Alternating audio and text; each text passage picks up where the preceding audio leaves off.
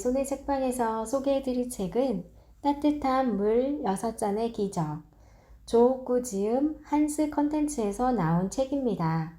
이 책에서는 소개하는 건강법은 비용이 들지 않고 부작용은 없으며 습관을 들이면 평생 사용할 수 있다. 연구를 하면서 직접 몸에 테스트하면서 장단점을 파악해 환자들에게 소개할 때는 해가 되지 않는 방법만을 소개해 주기 때문이다. 건강을 지키기 위한 뿌리가 되는 가치관은 무엇인가? 네덜란드 속담에 병은 말을 타고 들어와서 거북이를 타고 나간다는 말이 있다. 병은 걸리기는 쉬워도 고치기는 어려워 그만큼 많은 비용과 노력을 필요로 한다. 예방이 훨씬 더 중요한 말일 것이다. 건강을 지키기 위해 무슨 일이 있어도 이것만은 하지 않겠다고 결심한 마지노선이 있는가? 가령 술은 마셔도 한 병 이상 마시지 않겠다든지 혹은 밤 10시 이후에는 술을 마시지 않겠다든지 말이다. 담배는 단계적으로 줄여나가기 위해 하루 5개비 이상은 피우지 않겠다든지 등등 다양한 결심을 할 수 있을 것이다. 건강을 지키기 위해 어떻게 노력하고 있는가? 운동을 매일 15분 규칙적으로 한다. 두세 계층은 승강기보다 가급적 계단을 이용한다. 집에서 한 정거장 미리 내려서 걷는다. 스마트폰은 수면 건강을 위해 밤 10시 이후에는 자제한다. 등등 다양한 노력을 할 수 있을 것이다. 간혹 노력과 하지 않겠다고 마지노선이 비슷한 부분이 많다. 노력은 긍정적 사고 중심이라면 마지노선은 부정적 사고 중심이라서 그렇다. 하루에 따뜻한 물 6잔을 마시면 살이 빠진다. 살이 무엇인가? 지방이다. 지방은 곧 기름이다. 설거지할 때 기름이 잔뜩 묻은 그릇은 어떤 물에 잘 씻길까? 차가운 물 아니면 따뜻한 물? 당연히 따뜻한 물이다. 지방의 역할은 단열재다. 우리 몸이 차가워지지 않도록 따뜻하게 유지하려고 하는 것이다. 북극 지방에 사는 에스키모들은 따뜻한 지역에 사는 사람들에 비해 피하 지방층이 두껍다.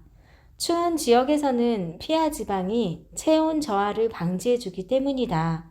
그러므로 몸을 따뜻하게 해주면 피하 지방층은 당연히 얇아지면서 살이 빠지게 돼 있다.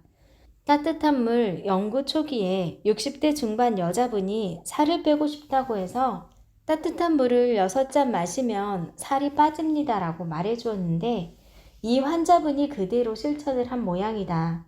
한 달 뒤에 진료실에서 원장님 말씀대로 따뜻한 물을 하루에 6잔 마시고 4kg이나 빠졌어요 라는 말을 들었다. 따뜻한 물 연구 초기라 나도 새삼 놀랐던 기억이 떠오른다. 따뜻한 물은 코막힘 또는 기침에 좋다. 감기를 일으키는 원인의 대부분은 바이러스다. 바이러스의 증식 조건 중 하나가 신체 온도다. 바이러스 증식 조건 중 하나가 신체 온도보다 약간 낮은 온도다. 바이러스는 저온에서 잘 증식한다. 평소 몸을 차갑게 하는 습관이 감기를 잘 걸리게 한다. 평소 감기에 잘 걸리는 사람이라면 물을 자주 마시는가? 특히 따뜻한 물을 자주 마시는가? 그리고 몸을 차갑게 하는 습관은 없는지 살펴보는 것이 필요하다. 온도의 변화가 신체의 면역 반응에 영향을 주므로 신체 온도 변화에 늘 주의를 기울일 필요가 있다. 따뜻한 물은 생리통이 줄어든다. 생리통의 주 원인 중 하나가 수분 부족이다. 생리 기간에는 뇌에서 생리기관에 수분이 많이 필요로 한다고 감지해 이를 위해 다른 기관의 수분을 생리기관으로 끌어당기기 때문에 아랫배에 울혈과 통증이 생기는 반면 신체의 다른 부분은 수분 부족 현상이 일어난다. 따라서 생리 전 증후군을 비롯한 생리불순과 관련한 수많은 증상이 일어난다. 따뜻한 물의 온기는 근육의 긴장을 해소하고 혈액순환을 촉진해 근육에 더 많은 혈액이 공급돼서 생리통이 완화된다. 따뜻한 물 6잔을 복용하면 웬만한 생리통은 1개월에서 3개월 사이에 좋아진다. 따뜻한 물은 여드름과 뾰루지를 줄여준다. 집에서 설거지할 때 기름이 잔뜩 묻은 그릇이 따뜻한 물에 잘 씻기듯이 지성 피부도 따뜻한 물을 열심히 마시면 여드름이 잘 씻기듯이 지성 피부도 따뜻한 물을 열심히 마시면 여드름이 잘 해결된다. 지성 피부의 여드름에는 시험 삼아 3개월 동안 따뜻한 물 6잔 마시기를 추천한다. 따뜻한 물로 설거지하는 것과 원리가 같기 때문이다. 따뜻한 물은 소화 기능을 향상시킨다. 소화에는 기계적 소화와 화학적 소화가 있다. 기계적 소화에는 저작운동, 연동운동, 혼합운동이 있다. 화학적 소화는 장내에서 분비되는 각종 소화 효소에 의해 고분자 물질이 저분자 물질로 분해돼 체내에 흡수되기 좋은 상태로 만들어준다. 효소는 온도가 올라갈수록 반응 속도가 증가한다.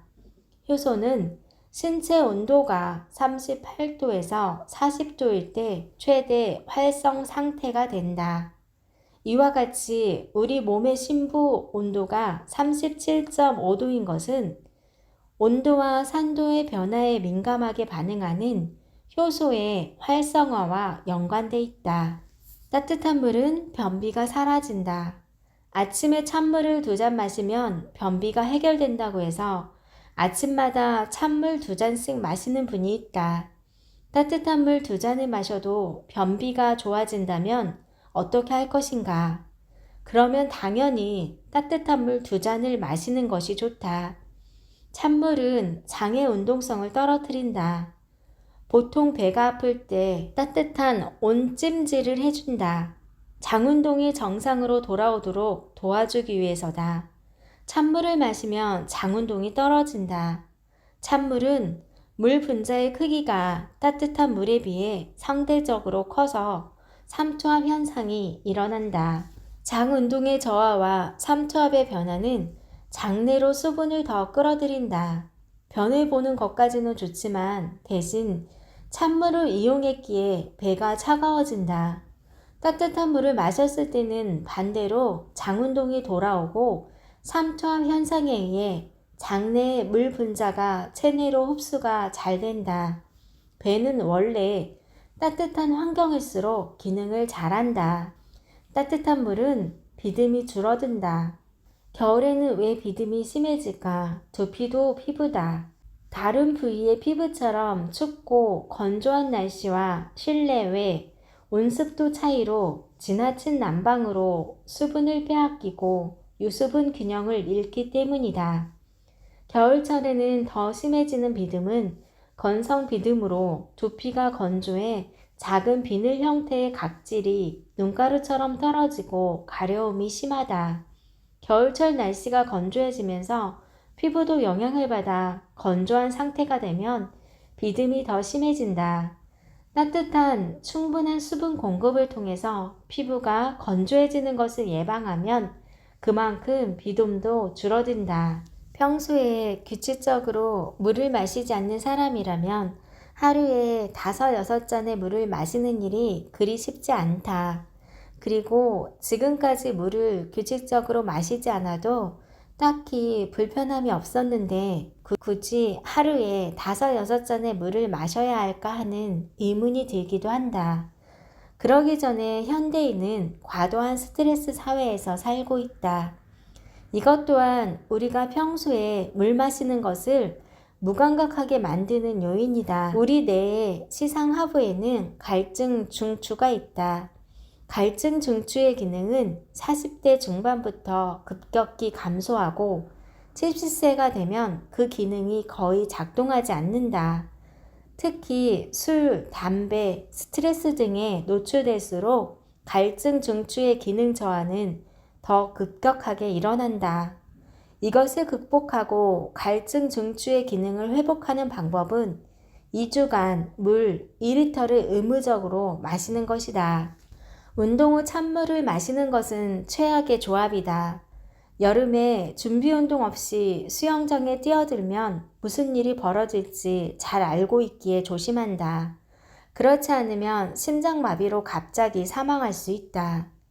뜨거운 접시를 찬물에 집어넣으면 어떻게 될까? 깨진다. 심장마비 같은 큰 충격은 아니어도 가랑비에 옷 젖는 것처럼 지속적으로 이 같은 충격에 노출되면 그 충격이 축적돼 언젠가는 문제를 일으킬 가능성이 높아진다. 그러면 우리 몸이 뜨거운 접시와 같이 달궈져 있는 상황은 언제인가?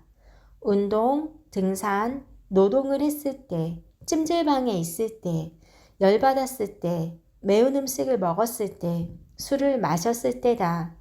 이때 사람들은 대부분 무슨 물을 찾는가? 찬물이다. 뜨거운 접시를 찬물에 넣으면 깨지는 것과 같은 충격을 몸에 주는 것이다.